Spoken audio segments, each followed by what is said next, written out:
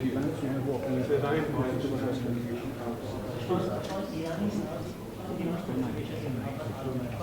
ईरानी वज़ीर ख़ारजा डॉक्टर तलेबात भी अंदर दाखिल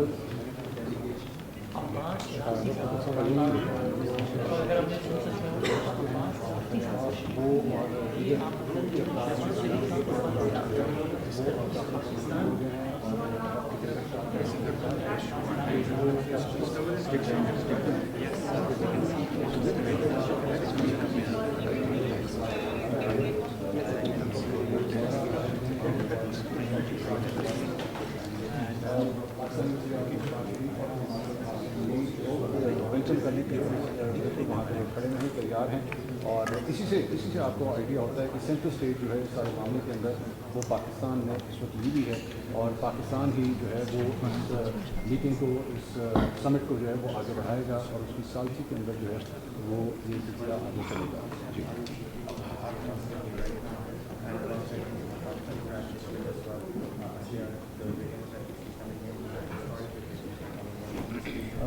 इस वक्त अमेरिकन प्रेसिडेंट JD Vance वो अभी आए थे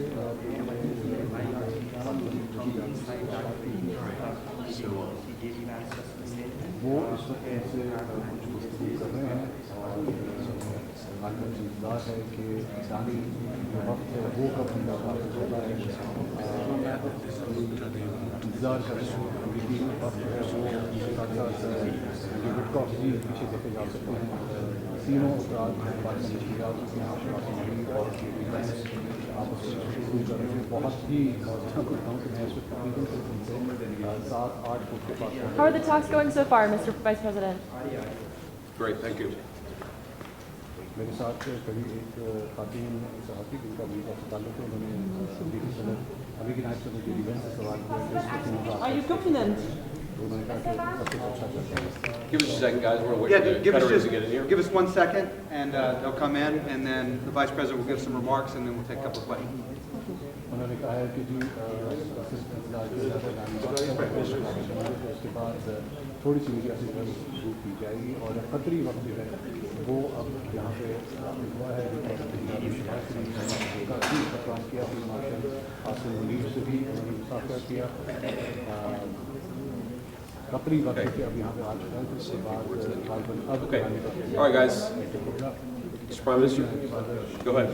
Well, Vice President JD Vance and my very dear brother, Prime Minister of Qatar and Field Marshal Abbas Aragchi. Ladies and gentlemen, it's a great day. A day which is going to promote peace and prosperity, not only in the region where crisis really created humongous challenges, but this will have global peace.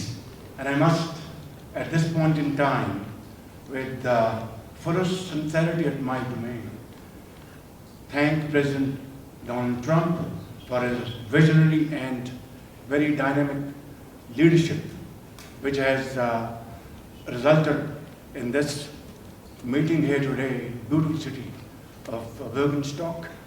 And I think here we are going to have wonderful discussions which will lead to hopefully very productive results in times to come.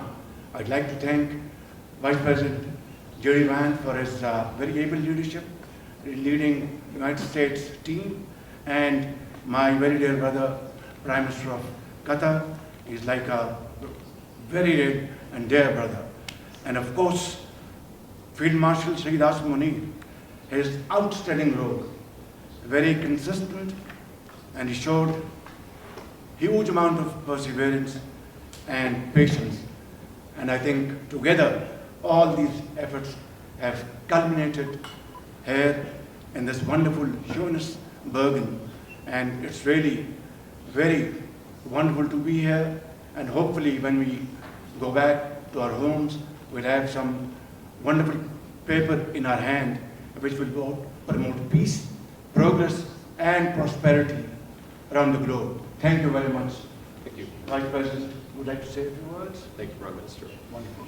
Well, I'll say just a few words here. And first of all, I have some notes of appreciation. First of all, I want to thank the President of the United States, who sends his best to all the great leaders assembled here because he's empowered us to find a diplomatic resolution to a host of issues that matter to the American people, but I think the world.